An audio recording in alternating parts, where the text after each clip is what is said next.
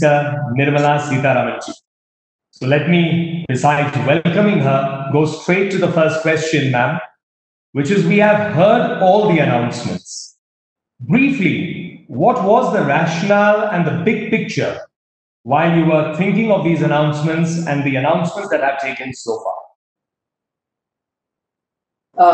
Thank you, Nalin. Thank you, BJP, for having me. Namaskar to all of them, all participants who are joining in today.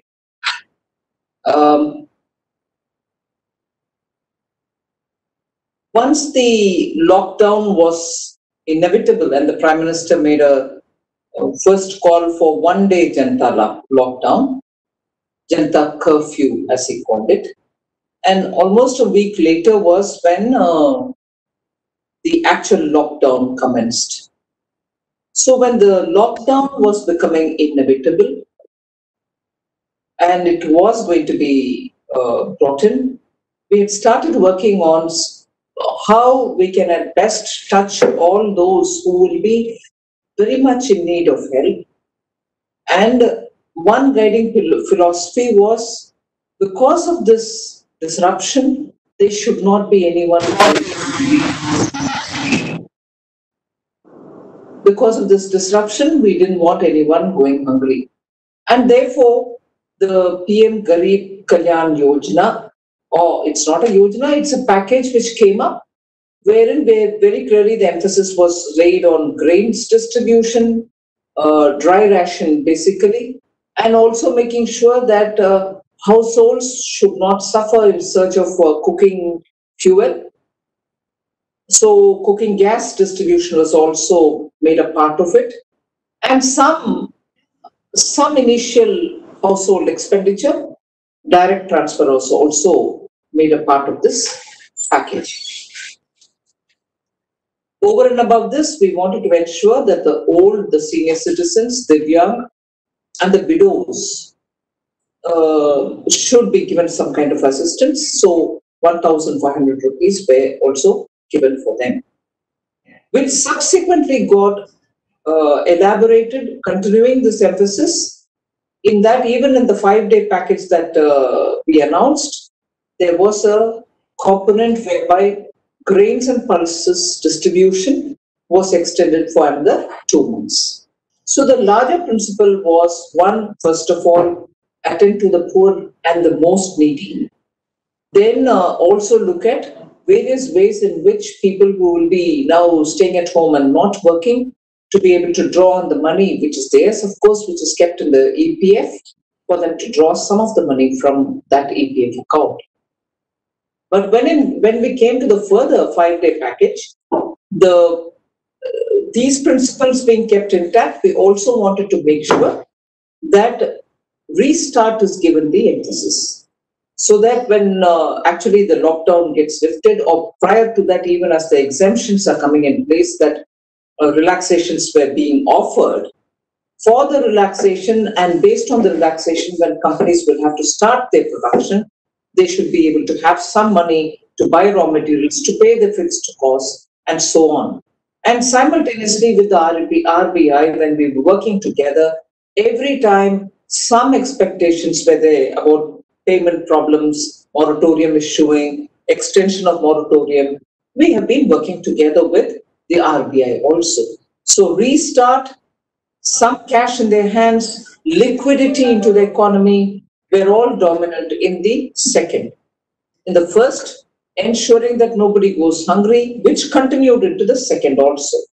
And one last point on the 5-day package was, as Prime Minister very clearly said, we are now looking at having an Atma Nirbhar Bharat post-coronavirus. We will have to put our energies to build a self-reliant India. Emphasis on bringing in long-pending reforms were taken up. And several of these announcements also therefore got interwoven into the packages. And that really leads on to, ma'am, the second question that I have is that some people are questioning the size of the fiscal stimulus as being too small, too little. Even though, if we look at the entire economic package, which also includes the liquidity and the credit factor as also reforms, is about 20 lakh crores and about 10% of GDP. So do you agree with that critique on the fiscal aspect or the stimulus being too little? Nalin, it's a very important question. And in anticipation of coming out clearly on where we are placing our emphasis, we have emphasized on, even during the announcement of the package, clearly laying out what is it that we are accounting for. And before doing this, we had compared every announcement which has been made by very different countries before us and went through to see what their package consisted of. Was it only fiscal? Was it monetary? Was it anything else? All that has been studied. And at no point in time we should, and I'm saying it before us, at no point in time we should be confused about this, because every country has brought in a basket of measures, some fiscal, some monetary, some guarantees, some Reserve Bank liquidity, central bank liquidity, and so on. So, first of all, to think that all other countries have come up with very clearly only outgoes from the budget, and not as though they have underplayed everything else that they've done. On the contrary, they've also gone into liquidity being infused, both through the central bank and also through their own guarantee and other things. We are not at all different from them. One, the proportion might vary. Two, when developed countries have certain institutions, it's possible for them to go through one route and play less on the other route. India has a great advantage in terms of technology, transfer of cash and other things are possible. And that's how even in the PM Garib Kalyan, we could straight away infuse cash into the hands of people through their Jan Dhan accounts. So here, very clearly, we have come with measures which will get more liquidity into the economy. If more liquidity goes into the economy, people will get money in their hands, and that will kickstart the economy, kickstart with more demand and so on. So if you're going to bear it out as though I have not disclosed it, that itself shows me or indicates to me that the intent is not so much to understand, but to pick holes on the whole thing. I've laid it bare, saying this is how we've arrived at our 20 lakhs. And therefore, having heard everybody, our approach has been to go through this route of stimulating the economy through companies, institutions, enterprises, and businesses all getting assistance via bank or any other formulation through which businesses will start. So if there is an explaining done by somebody, no, this is only that is this much, this is not so much, they are at their liberty to do it. We've heard everybody and taken a position and come up with this package. But Finance Minister, there are a few concerns because it appears that significant sectors have not been addressed or they seem to have been left out. Let me give a few examples. Let's take automobiles, where demand is virtually not there. Let's take in the lockdown what happened in the service sector, whether it's tourism, hotels, hospitality, and they pay very large, they pay train staff, salaries are going, they have overheads. They are in a bad state currently. We look at retail, barring essentials, retail has suffered. And then if we look at another field, which is say events, entertainment, artists, they have taken a beating and their outlook looks bleak. So are there any plans for such sectors that so far appear not to have been addressed? Nalin, that approach has a bit of a problem. We have taken this approach And when we announced the scheme, we have not taken any one sector, if you notice. Except when we're talking about reform, I would have spoken about agriculture, except when I'm talking about infusion of life for power sector, which is undergoing reforms. Other than that, I've not come up with any sectoral references. When what has now become to be called as MSME package, it includes MSME and also aims at touching others too. It is based on an understanding that any enterprise with a certain exposure to the bank and with a certain invested capital or with a certain turnover, if they need additional term loan, additional working capital, in order to buy their raw material to restart, in order to be able to pay some fixed cost, we've taken that route. And in fact, even yesterday when I had a meeting with all the bank's chairman and the managing directors, executive directors, I had clearly explained it to them that this has got to be automatically provided to everybody. We are not giving it to the MSME at the exclusion of others. Anyone who wants to get some assistance from the bank are very welcome to go, and I've made this plain to the banks also. So from 1st June, I expect liquidity to flow, credits to be enhanced, term loans to be given additionally without any new collateral. So the sectors that you're referring to can also benefit through this, can also approach the banks and seek this. And this has been made very plain to the banks. And therefore, we've not aimed at any one sector in particular, nor have we excluded anybody from this. Thank you, Finance Minister, for that clarification. And I think that was very important.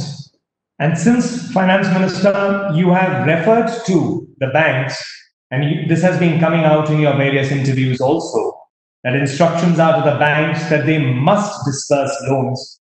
But the past track record has been, to some extent, a reluctance on the parts of banks and financial institutions for several reasons, and I'll spell out a few. One is the obvious fear of NPAs or non-performing assets. The second is the fear that investigations for even loans that have genuinely gone wrong for bona fide reasons gives the officials a fear of investigation. And a third is a related line, which is that SIDBI, as an agency that refinances or refunds the bank's amount, they don't adhere to a fixed timeline. So banks also are worried about their balance sheets and their entire creditworthiness. So when you are interacting with the banks and their top management, is this message also going that do not worry about this? Are these concerns being addressed, ma'am? Absolutely. And you've raised a very important issue, and I definitely would like to give it a bit of an elaborate answer. All the 3 points that you raised as concerns which banks have had in their minds earlier and may have even now are absolutely well-founded. In fact, through my last 7-8 months, I've spent at least 3 different times with the banks to say the fear of the 3 C's, as they refer to it, the CBI, CVC, and also the CAG, should not be in their minds. And at one point in time, I had the CBI director and 2 joint directors who deal with these matters come and sit. And those days it wasn't social distancing, so all the bank officials had come. We sat in one large room and discussed threadbare as to where this fear comes from. And subsequently, we also came back to remove from circulation and also withdraw some of the orders which the Department of Financial Services had issued, thereby giving some confusing messages. So as regards the 3 C's, based on which they were very scared, we have withdrawn the notifications which may have caused some fear. Also formed a CVC Vigilance Vetting Committee. It's not CVC. It's so much a Vigilance Vetting Committee headed by an eminent person who, before the cases from the bank go to the RBI, would vet the cases to see if there's a vigilance angle. If there is no vigilance angle, it shall not be sent to the CBI or to the RBI. It would go back to the bank saying, enough of CBI references, you can take a departmental action and finish it off there. So that step is also being taken by us. Second point about what if commercial decisions taken by the banks faced with a difficulty when the decision goes foul because of a commercial failure, a genuine commercial failure.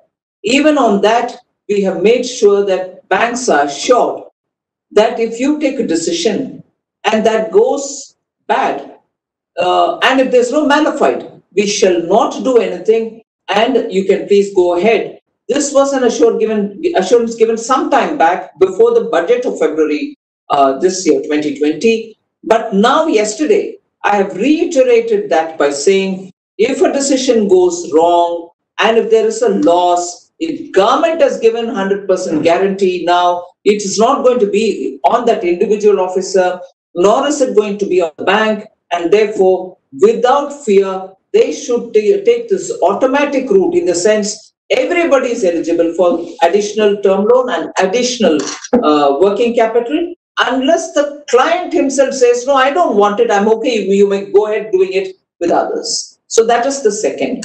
And the third is about how risk, am I right? Am I remembering yes, right?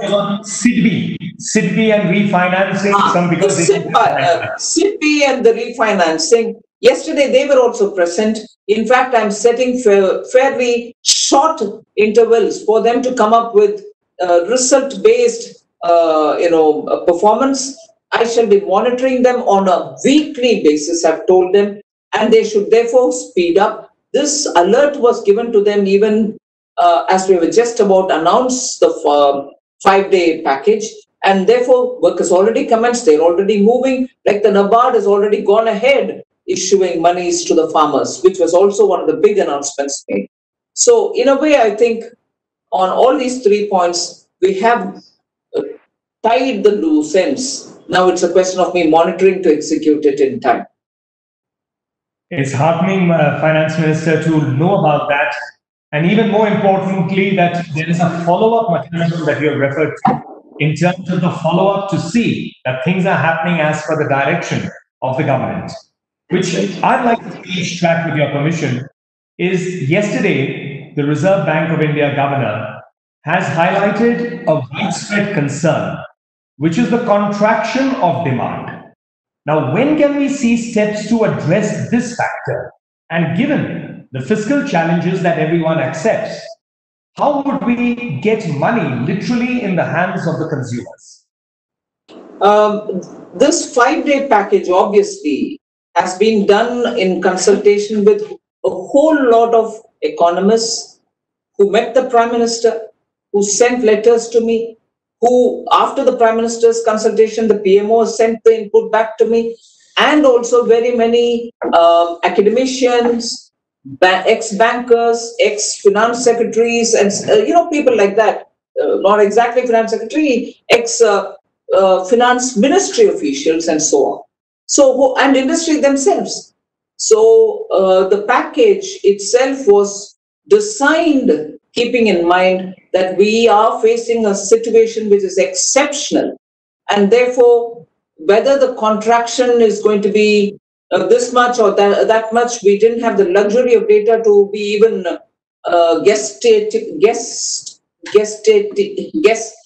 estimating them. As a result, and also because they've never been in a situation like this before, it was difficult for us to even think that it may go this way or that way. However, the spirit of that thought has been kept in mind, that we have to now look at complete contraction. And if we have to stimulate the economy, keeping that in mind, what is it that we have to do and how is it that we have to do? And after all, we are only the second month of this financial year. So the contraction, I need to bring in something which happened between last night and this morning as regards the Bank of England. You know that even the package which was announced by the Chancellor of Exchequer in UK was one of those big things. Everybody quoted it to us, saying, hey, my God, look at this. This is the way stimulus should be given. What amount has been given? Maybe so. I'm not criticizing or questioning that. But yesterday, or probably late last night, the Bank of England and their our equivalent of the Governor Reserve Bank is one Mr. Bailey, who has given a statement saying the last quarter contraction might be to the extent of minus 35%. And the whole year might end up in minus 15%. For an economy for which the stimulus package and its size was something which all of us were shown and said, look, if they can go this far, you shouldn't hesitate. Point taken. It's said in good spirit, I appreciate that. But today the central bank, the Bank of England statement about them also says that stimulus was announced well before ours was announced. All of our calendar as regard coronavirus is comparable. And if after that I have the central bank telling, UK central bank saying this, the long and short of what I want to convey is there a realistic assessment anyone can make at this time? No. No one can, because we don't know where this pandemic is going. We do not know when it is really going to retreat in full. At the same time, we have confidence in our entrepreneurs because even with the relaxations, many of them have started coming in to do business. So I would only pay a lot of weight to that development and see as we go what further they want us to do. So it will be too early for me to assess. At the same time, too early for me to think that nothing is going to change. I'm sure the Indian entrepreneurs are also going to come out after they test the waters post the lockdown. We'll have to see how it goes as we go along. That's an important piece of information, ma'am. And just to build on that very briefly, is you have in your earlier interactions with the media also said that the approach is to see, which you just highlighted, how things pan out, because we don't know in this evolving situation how things are. And it would reassure, I think, everyone that there appears to be some headroom or leeway that you as the finance minister are keeping in mind, because this is the government that keeps its ear to the ground, which is evident from how you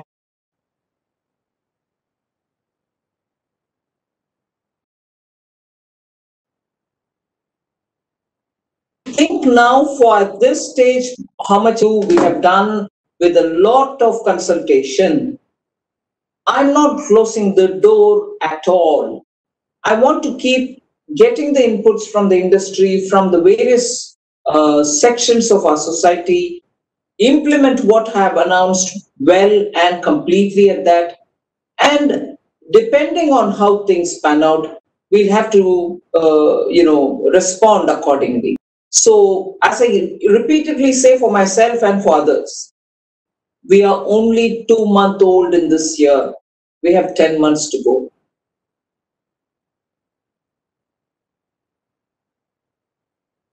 Thank you. Now, if I may, ma'am, just shift the gear a little bit. I know you have already made it clear that this is not a sectoral approach.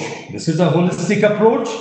Everyone's included, no one's excluded. That's the general approach. But if I now look at it from categories of people, the bulk of the announcements, and everyone appreciates, focuses on the poor, the marginalized industry, which is through MSME or otherwise, among others. But there is an articulation in some segments that if it's the middle class, the salaried class, small business, the trader, the self-employed, they seem to feel, rightly or wrongly, that they are not on the government's radar as much as, say, other categories. And these are the ones who are major contributors to direct tax or income tax. So how would you allay their fears or concerns, or what would you like to say to them? The first thing is, of course, the initial panic was on the EMI. We had worked closely with the Reserve Bank and said, please, you should attend to it. And they responded as well, as much as they've done it even yesterday, giving another extension for all those, loans taken for your houses, your vehicles, and so on. And I tend to think, not to completely cover the whole middle class gamut, but I tend to think middle class is there in every segment. If we are addressing farmers, we are addressing the poor farmers, the landless farmers, and also when we are dealing with farm-related allied activities, where you could be a fish entrepreneur, you could be a food processor, you could be a dairy person. All of them are also part of middle class.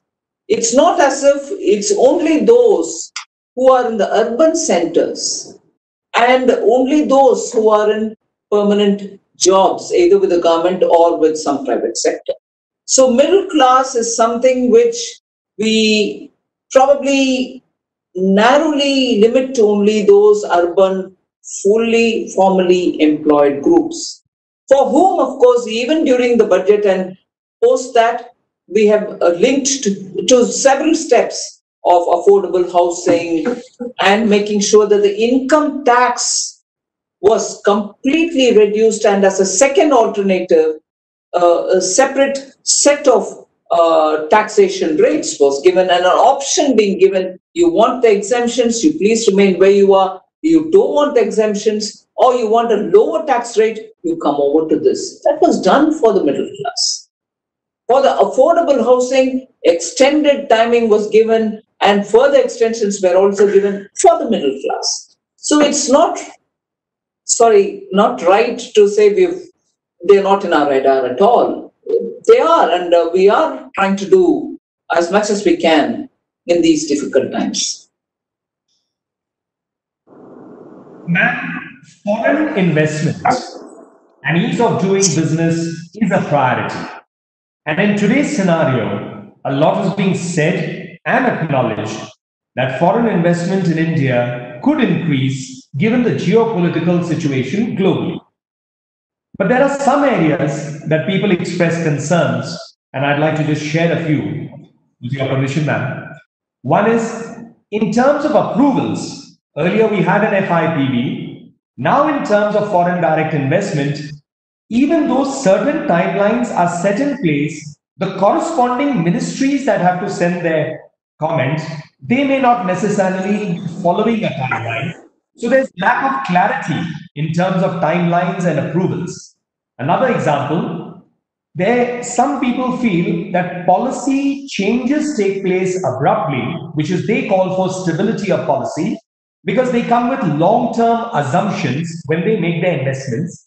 And the third is in terms of the fear of fraud, because the fourth C, which people worry about, is the court process. And as a lawyer, I must point out that given the issues with court that people fear because if they are being let down by a business partner or an employee, the court process frightens them in India. So are there any points, any of these that are on the government's radar, the government is looking at, thinking of making facilitation for these kind of? You're very right in saying departments which may have to clear the FDI proposals based on the policy may have to speed up. A lot of effort is going on it so that pendency is cleared and people get to knowing from the respective ministries in time. That is getting speeded up, and I will honestly say there's a lot of effort from the Prime Minister's level itself, following up on departments who have to do the clearance quickly. The second is about stability in policy. Stability in policy is a very important thing. I conceded this even at the beginning, saying fiscal incentives to invite industries to come and invest in India is one thing.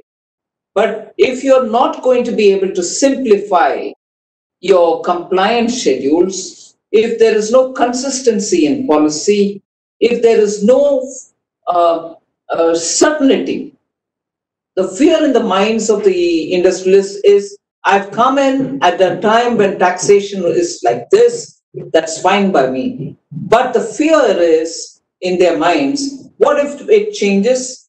Changes like the way it changed during the UPA regime, and a retrospective tax is brought in. How will their business planning go forward? Won't it be thrown out of the window? So department speeding up, bringing stability of policy, ease of compliance is another. If you ask for one more form to get filled up, it obviously burdens many of them. So if anything, we have to reduce the burden of compliance, and that is another issue on which we can assure that the credibility and the credentials of Honorable Prime Minister is very high. He is somebody who believes in actual reform, and that is why ease of doing business, you see rapidly improving ranking at the global level for India, and that will continue from our side. And the last point on the courts, I agree, you know it much better than I do. We'll have to, that is why I think one of the things that we decided was, even in the last tenure between 2014 and 19, was to establish commercial courts, at least benches in high court levels. So there are, and the NCLT, NCLAT are all things which are being improved by the day. We should have that issue sorted out at the earliest so that courts are not going to take time, nor are they burdened with excessive cases going to. Permit me, Finance Minister, to just ask a supplementary to the ease of doing business and investment. Now, the real action is actually in the states, on the ground level. And local existing Indian entrepreneurs, because our focus is also in Atmanirbhar Abhiyan, local strengthening, but even new investors have to grapple with, deal with NOCs, permissions from municipal authorities, local authorities, various. And that is a lot of red tapeism. That is also a set of bottlenecks. So are we taking any steps to bring the states and these kind of authorities in line with the central government's approach towards ease of doing business and opening it up both for local and new investors? No doubt there's a lot of engagement with the states, and through the states ensuring that the third tier, the local bodies, the urban local bodies and the municipalities are also understanding the importance that unless they gear up, make it easy for industries, make it easy for the investors, things won't move. Because at the state level, it can be a pollution control board, or it can be a local body which doesn't clear up, investment related papers. Even that becomes very difficult. And also, if contracts have been signed, and if agreements after being signed are reneged, even that can affect the credibility of India's business environment. So there is a lot of engagement from the center with the states on this. A second question, ma'am, on the states is, even in this economic problem that we are facing because of COVID-19, the states are also revenue challenged and are facing a fund crunch. Some of them are expressing that they've been left out broadly of the government's approach in the economic package. Is that a fair criticism? It's completely untrue, and I don't accept that at all. Because, as much as all of us understand, the assumptions made in the budget are already in a state where we'll have to review them. Every assumption made for the budget of 2020 are now at a stage where, unless I review them, they are not going to hold good. Notwithstanding that, and notwithstanding the fact that the revenue generation has suffered severely, revenues have come down, not just for the states, but also for the center, equally both for state and center. Notwithstanding these realities, I have devolved both in April and May, everything that I have to devolve as per the assumptions placed in the budget of February 2020. My situation is definitely different from the state in which I had made the budget. The assumptions then and the situation now are completely at variance. But because I recognize, and because Prime Minister Modi repeatedly recognizes and says it in so many of his consultations with the chief ministers, during the lockdown period itself, he's had 5 engagements with the chief ministers, each running to at least 3 to 4 hours. He's heard them all patiently. I'm not saying it in a patronizing tone. He's heard them and he always responds with this thought in mind that they are the ones who are in the front line fighting coronavirus. So, coming back to my budget point, the budgetary estimates, and as a result of which, the proportion that I had to go giving to the states on a monthly basis, I have released in April and released in May without any change based on the assumptions made then. But since then, my revenue generation has gone for a toss almost. But I have not used that as an excuse to say, sorry, I can't give you. Similarly, for dealing with the disaster relief, through the Home Ministry, the SDRF money, in which they have their righteous share. It's not as though we are giving them a favor. As per the formulation of the Finance Commission, whatever would be given to them steadily over the several months, or if there is any particular drought or flood, after the high-powered team goes to the states and checks up what is the level, that kind of a staggered payment which may happen of the SDRF each time, each year, this time has been given well in advance so that the money goes to the states, to their hands to handle this situation. Over and above this, Prime Minister announced a 15,000 crore package for health-related, COVID-related matters. Even that's getting distributed. Over and above this, the Health Ministry itself announced, if I remember correct, about 4,000 crores. That number is subject to correction, but they have also released from their end. So at least till today, despite my revenues coming down, I have not given scope for any reason to hold back money, but to go as per formula. In all this, the only thing I'm holding on is the compensation which has to be given to the states.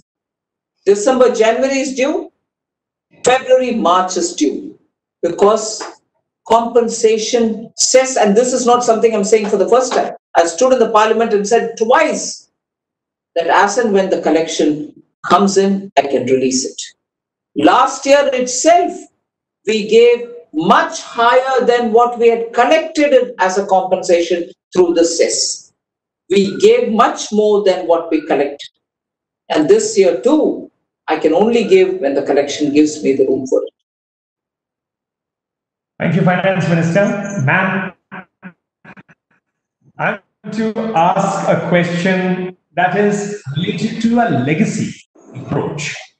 The legacy approach and hangover of the last 70 years is that government agencies tend to view, and that's a general statement, entrepreneurs, small business, traders, etc., MSME, the salaried class, to be generally those who want to evade taxes and have a dishonest approach. That's a legacy approach.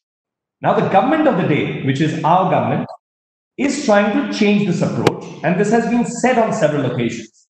But my question is, what steps and how can we ensure that agencies actually support people in their businesses, in their approach, so that they focus on the growth of their business rather than have a fear of the agencies and have to battle against procedure? You're right. In this, on Prime Minister's encouragement and advice, we have very clearly used technology to ensure that anything that which is achievable by big data use shall be done through the big data itself and from being at a distance. So if it is an income tax assessment which is being questioned, an income tax survey which has to be done, or search which has to be done, none of them will happen unless the data is highlighting, red flagging something. And when it is red flagged, it will have to get the clearance from the central headquarters of the CBDT or the CBIC, and only then will they be even questioned. And even then, they will be questioned only on the digital mode. Post that, their reply comes, and if there's any questions further, even that will be on digital mode. No visits to the premise of the taxpayer will be entertained. Even appeals on any tax-related matters will be on digital mode. That is why we go on saying faceless assessment. In the recent budget, I've even said faceless appeals. And therefore, on the issue of harassment, Prime Minister is absolutely clear and moving ahead fast that we should not be doing anything face-to-face mode, but everything should be done from remote and through digital platforms so that no one fears a visit by an income tax authority. So that is an example I've taken, but most often that's the way we are going about. In fact, now even for this package-related credit, which has to be extended by banks, we've said contact them through their mails, contact them through their phones, and say if they can even get a stamp paper signed digitally, they should encourage it, particularly because of social distancing and COVID. In some areas in red areas, some in green. Don't make people travel physically over to your offices, bank branches. If it is possible, do it on the digital mode. Finance Minister, ma'am, I will just add to this on a personal note that I don't use internet banking. I bank with one of the public sector banks primarily, Indian Overseas Bank. And I'm happy to say that I'm interacting over my registered email with them, giving them instructions, and they do accept those instructions, and I'm able to do it remotely today. So I'm sure those who are looking for loans and those who are looking for the development and the dispersal of this economic package will have a lot of hope from what you have said, Finance Minister. And I move, ma'am. Thank you, ma'am. I move, ma'am, to my last question, and with your permission, after your answer, short closing comment, is that this is a very, very stressed out time for everyone. How do you do that? And how do you deal with the stress?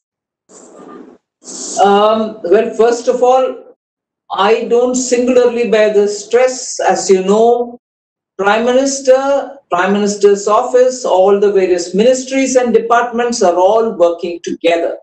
Although I have made the announcements, I have sat with the finance secretaries, every secretary in the ministry, and worked together with the secretaries of the department. It is actually the truth that all of us have together worked on it and under the leadership of the Prime Minister. So I'm not singularly bearing it all. But for that little that I may be involved in it, I come back home to a good lot of music. My family takes care of, attending to everything that I shouldn't be worried about. And therefore, it's all right.